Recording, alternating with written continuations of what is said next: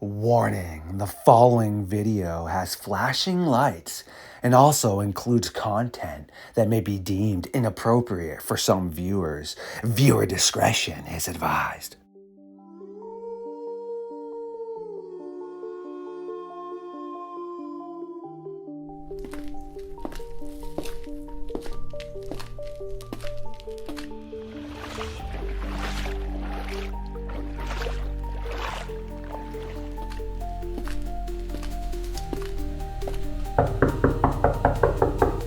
JJ Messenger.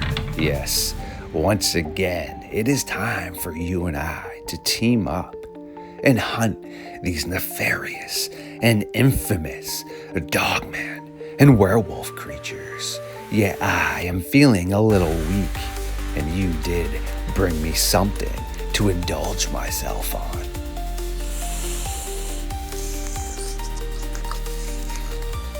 Absolutely delicious. And now that JJ has released me from my shackles and allowed me to revamp myself, without further ado, it is time for us to take a walk into the madness.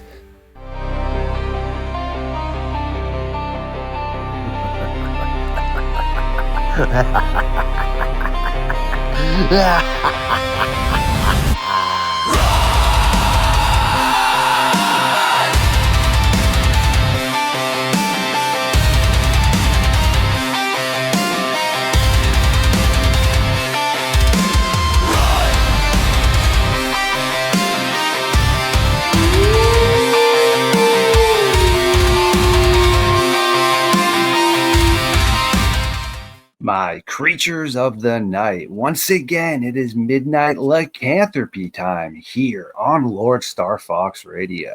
We have JJ Messenger, a bi-weekly host, already sitting around the late night fire as we again burn the timber into the early hours of the morning. Tonight, we will be covering a controversial case from the good old Tennessee, Kentucky area. Yes, it is something that is very bizarre, intriguing, and interesting. Yet, as a journalist, I have some legitimate questions that would be red flags about this. I don't even know if I want to call it an encounter because I can't verify it. At the moment, I'm going to say story. I do know people that have spoken to this guy. We'll get into it. Yet, before then, JJ, how you doing tonight, man? Oh, I'm doing okay. How are you? This is good. I'm all right, man. Just battling the good old juggernaut of anxiety. Yet, hey, it is what it is. Sitting down with you, and we're going to try to figure this out, man. Oh, yeah. Well, are you ready to try and figure out this strange story from Tennessee? Oh, yeah. Let's dive in. It's a very interesting encounter here. I will get into some of my red flags once we finish reading this story and let JJ chime in. We have October 1st, 2003, Daniel Boone National Forest, Winchester, Kentucky. Pretty close to Tennessee as well, which is why I mentioned Tennessee, Kentucky area.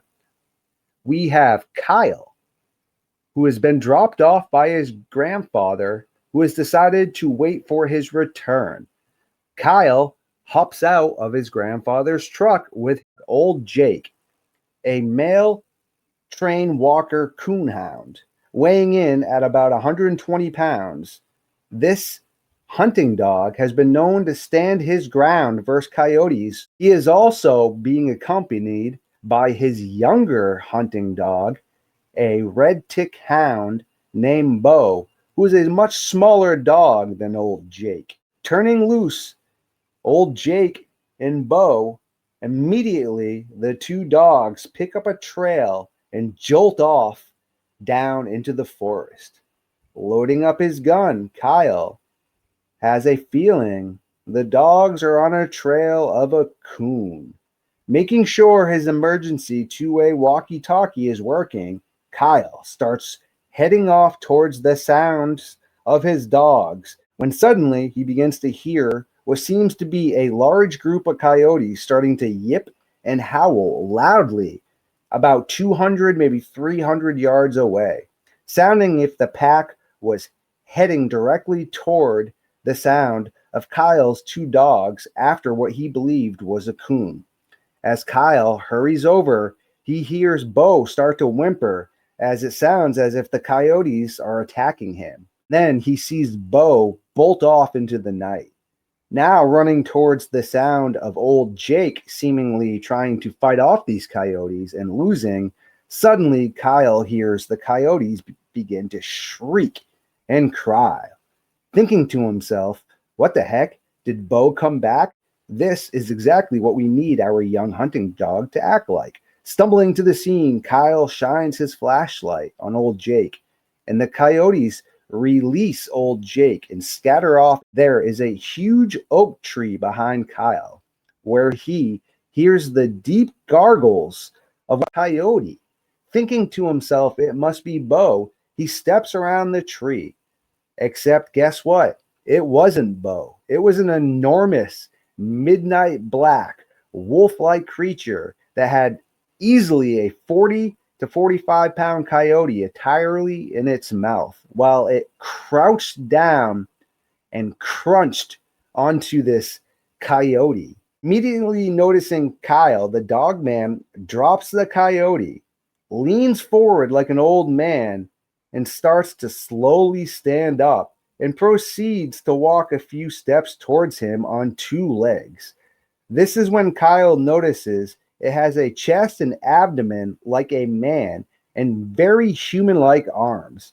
As this strange dog is walking towards him, Kyle sees blood pouring from the mouth of this creature as it was drooling and snarling at him. Turning in a panic, Kyle starts to run back towards the direction of his grandfather's truck. To his horror, he hears the creature. Luckily for Kyle, his old dog Jake intercepts this attacking beast. Hearing crunching, Kyle knew old Jake had gotten a good bite on this creature. So as he is running, he turns and shines his light back to check on his sidekick companion, old Jake. Holding on for dear life, he sees Jake flipping around like a rag doll on this enormous dog-like creature that immediately tosses old Jake off into the distance and continues to pursue Kyle. Yelling out for old Jake to put it to him, his loyal hunting dog again tries to attack, only to be swiped away like a fly. Running faster now, Kyle keeps screaming for old Jake, who again attacks the dogman or dog-like creature. But this time, Kyle heard what sounded like a bone breaking, and it turned around to see old Jake biting on the thigh of this creature. Kyle's fears continue to grow when he sees how small old Jake really is in comparison to this creature. He looked like a house cat compared to a beast. Ticked off now at this point by this meaningless dog, the strange canine-like creature grabs the dog with both hands and chucks old Jake off into the forest. Kyle said he heard his sidekick companion crashing through the branches and trees and figured that this was the end of old Jake. Scared, sad, and angry now, Kyle keeps running off into the night, hoping to reach his grandfather's truck sooner than later. Kyle hears this strange canine-like creature gaining on him, and in hopes of a miracle, he screams for old Jake. But guess what? Jake's not coming this time. It's just Kyle and this strange beast. As the animal is gaining on Kyle, he felt the breath of this strange beast behind him and said it smelled like rotten flesh. Out of nowhere, old Jake hits the dog-like creature on its side as if he was a mini Mack truck, taking the creature to the ground and dropping the hammer. Bursting out of the tree line, Kyle is almost to his truck when he hears the fight turn. Kyle began to yell for old Jake since he was approaching his grandfather's truck. Firing all 6 rounds of his rifle into the air, Kyle hoped it would frighten the creature off. Reaches his grandfather's waiting truck. He tells him what has just happened. After listening, his grandfather, who is a very wise man with few words, tells Kyle if he wants to continue to be an outdoorsman and enjoy the Appalachians, he needs to come to terms with the fact that these creatures are real and dangerous. Telling his grandfather to leave, they laid down a jacket on the road in hopes that his dog, old Jake or Bo, would find the scent and wait for them. The next morning, Kyle and his grandfather returned to not find old Jake or Bo. Yelling and slowly driving, they hear rustling up in the brush ahead, and to Kyle's bewilderment limped out a red dog, which Kyle thought was Bo at first. Quickly running over, he realized it wasn't Bo, but it was somehow old Jake. He was covered in blood with his ears shredded like noodles, his nose partially ripped off, his chest split open, revealing the chest plate and huge 5-digit scratch marks that had torn massive pieces of flesh away. Old Jake did make a full recovery after many surgeries and had a good life, but Bo was never seen again, and Kyle will no longer go out into the woods at night. Well, that is a very interesting story, as I stated. It is bizarre. I have so many questions, though, man. That's an interesting narrative. There's a lot of logical problems that I have with it. You know, the behavior of Kyle and the ability of this old hunting dog to somehow survive this encounter the way it did. There's a lot of logical issues that are screaming to be asked, right? Yes, before I ask some questions, what would be some of the questions you have beef with? Why wasn't Kyle shooting at the large creature? Why was he depending on his old hunting dog to protect him? Like it was some kind of magic guardian, you know. This thing was able to subdue wild coyotes, right? And yet this old hunting dog was tossed into the brush several times, you know, which makes no sense. The fact that Kyle was, again, reliant on his hunting dog rather than taking out his firearm and, you know, trying to do serious damage to this imposing, dangerous thing. You know, it just seems strange to me.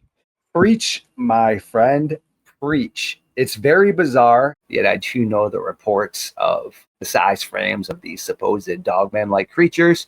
Kyle himself literally talks about how it just whooped a whole pack of coyotes, correct? Okay. Yes. How does this one dog slow down this dogman creature? How does it not catch him? Very bizarre right there. Why is it? I do know two people. They went down to try and meet up with Kyle. Kyle did talk to them the whole time, did not show his face on camera. You heard them setting up the next day where he was going to take them into the forest.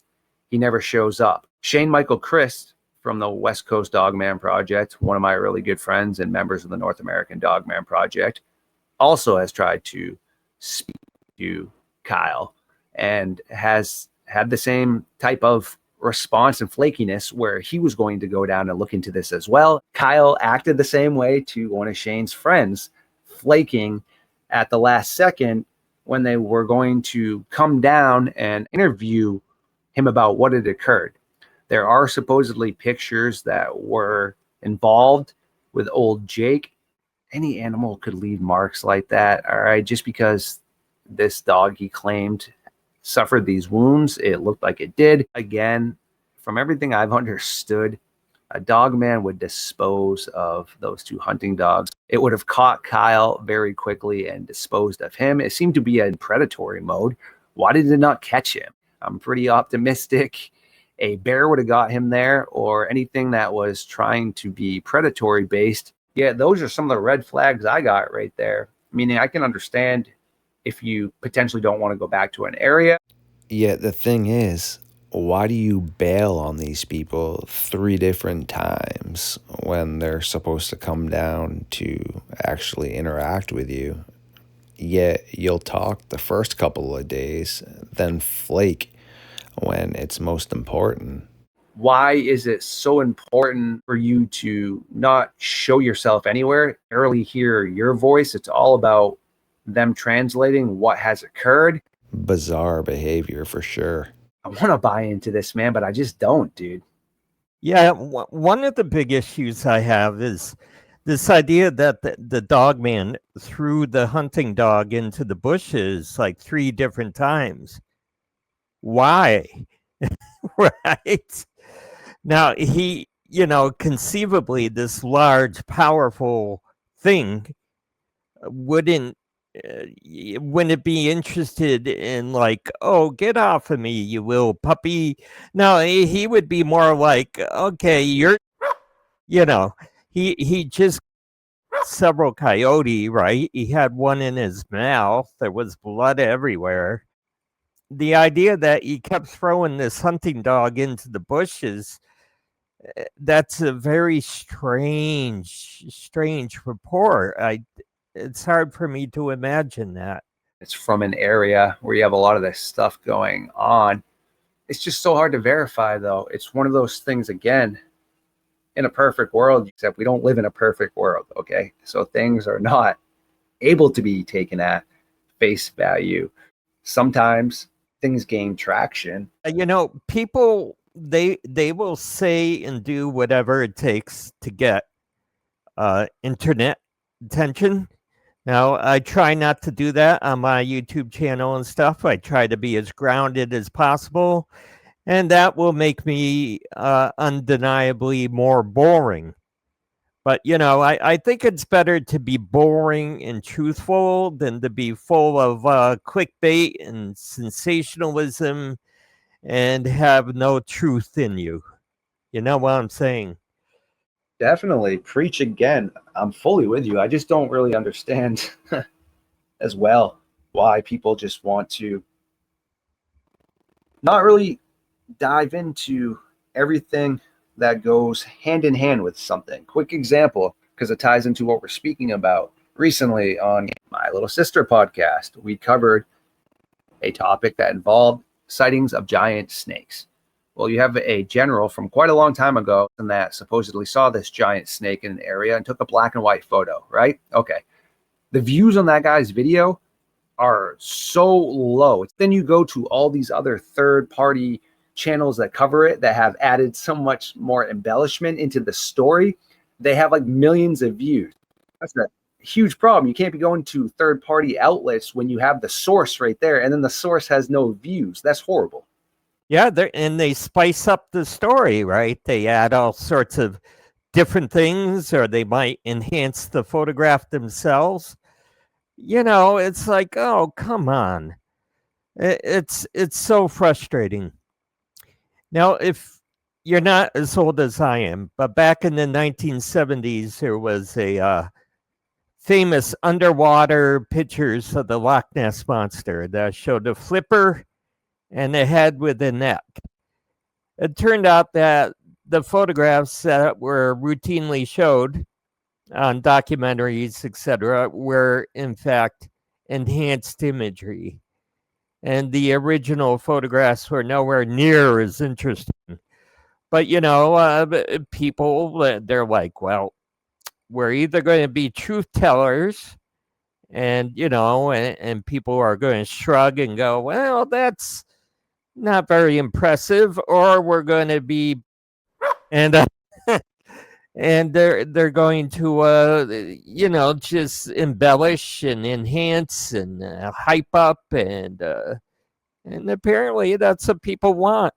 Yeah, obviously everyone enjoys entertainment to an aspect, understandable. Yet, as a journalist, when you cover something that is supposed to be factual, look at the actual quality sources, meaning the person that actually was involved. It, again, is such a interesting story or encounter. It's not the first one from these areas. The LBL, Tennessee, Kentucky, the Appalachians, Appalachia, the Smokies. This is a very prevalent area. It's not the first time, nor is it going to be the last time that we hear something that has come out of this area.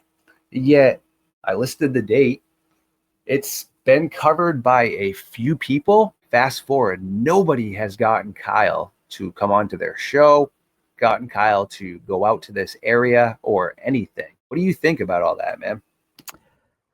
Yeah, that's concerning. that he's not willing to put himself out there for interview and questions. And I suppose there's also a third option, like we've been talking about, making up the story or it being true. The third option would be that there is an actual encounter with an actual unknown creature, but in reality, it was much more mundane. Say, for example, he saw this unknown creature and it quickly dashed off. That doesn't make much of a story. It's not as interesting. It won't capture attention. So, people, they will spice up things. They will, sometimes it's not a matter of true or false. Sometimes it's a matter of mixing truth with falsehood. And that's also a possibility. Again, great stuff. Preach. Still trying to understand all of this, meaning it was behind him, supposedly breathing on his neck. Right. They've already attacked these coyotes. It's already in predatory mode. It then attacked your dogs. It's pursuing you. There's just no way a person on two legs can outrun something that is predicted to be anywhere from 40 to 70 miles per hour while sprinting. It also can drop down on all fours, according to people. Recently in football, there was a guy named Tyreek Hill on like a 100-yard sprint reception. He got up to like 21 something miles per hour. He was cranking. That's 21 miles per hour, though. Yeah. A squirrel can run anywhere from like 20 to 25 miles per hour. You're not going to outrun your house cat. You're not going to outrun your dog, anything like that. Why did this thing not get him, dude? It was supposedly pursuing him to get him. It had every signs of predatory behavior. It's not like one of these things where it's trying to run you out of the area. It caused massive amounts of damage, according to you, to your dogs, to these coyotes. It was very territorial-ish. How did you get away, man? According to his own testimony, he would stop running to turn and look back, or at least slow down. It's like you're not in a sprint and you're not continually looking back with your flashlight to see how your old faithful guard dog is doing. You would be in a panic, a blind panic, sprinting as fast as you can, and even as much as you love your dog, let's face it, if you're in survival mode, it's like, okay, it's time to survive. It's time to run as fast as you can and to get away, or to turn around, make a stand with your weapon, right? Yeah, seemingly, you're not supposed to run from something that is predatory because now you're acting like prey. They do say You're supposed to try and stand your ground. I am very optimistic. Unfortunately, plenty of people have probably tried to stand their ground with predators and lost. Yet, same thing though, when you run, you look like prey, which just causes the natural instinct for something to chase you. Okay, why was he running first off then? Like, it's not really a good survival technique. And then, as you said, you're turning around to shine your flashlight. Do you just forget that you got a boomstick with you? Isn't that something that would be your best potential survival aspect? I do know people out there go into areas with swords and spears and think that they're going to be able to defend themselves better. At the end of the day, though, if this thing could dodge a bullet that you're afraid of, what makes you think your reaction time is going to be quick enough to pull your sword up or your spear? I'm pretty sure a bullet has a much better reaction time than any sort of human.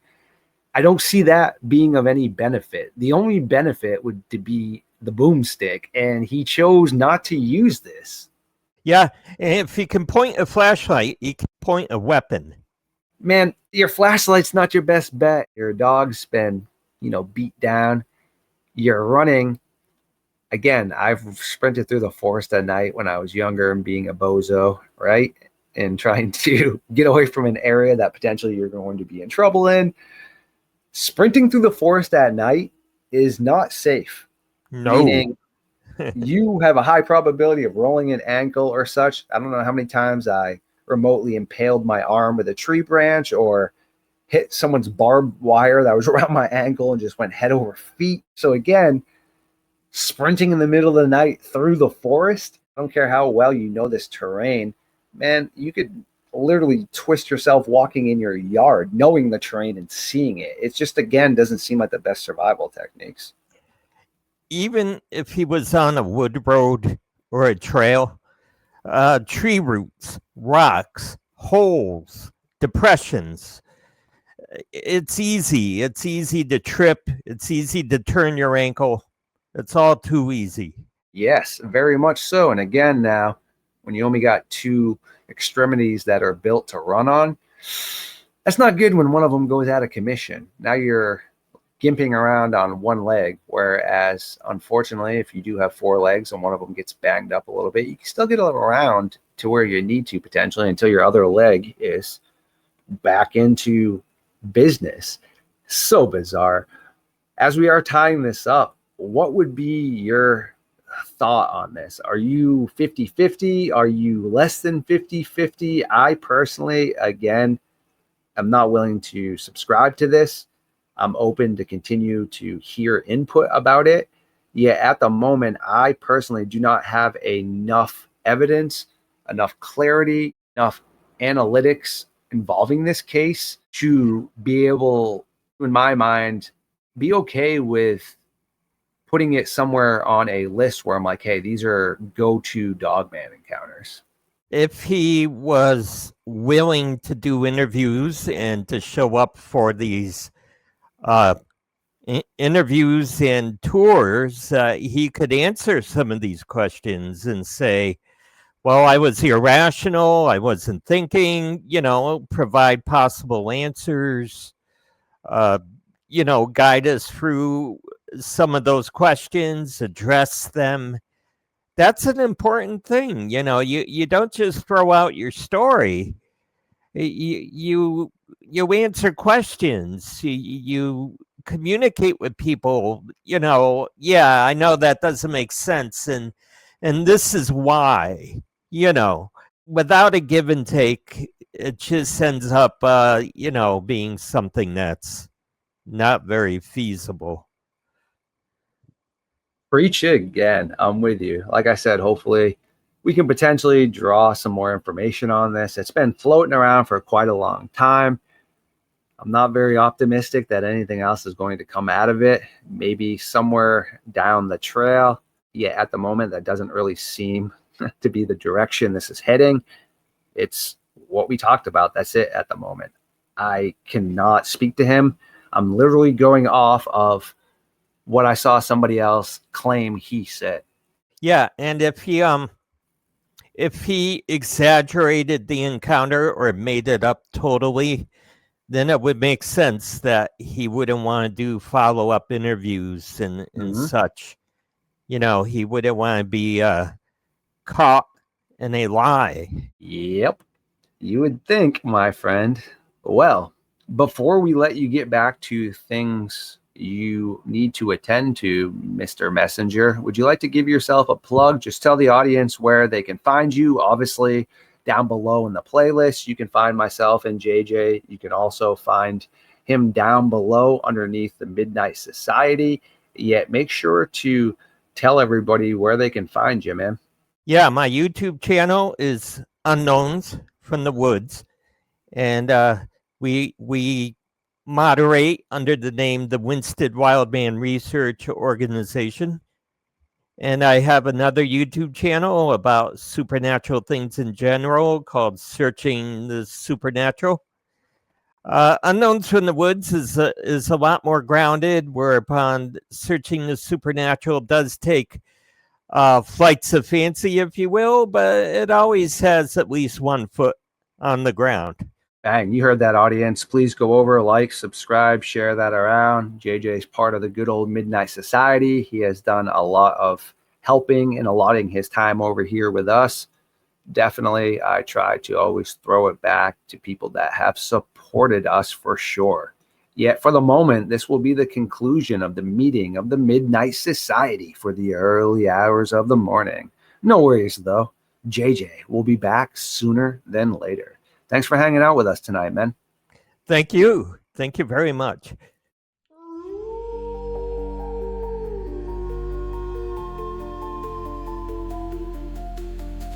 Ooh, you legends, you, all my creatures of the night. I do adore every single one of you. And thank you for hanging out tonight. Please like, comment, subscribe, share the truth to the algorithm. And remember, there are things that lurk in the darkness.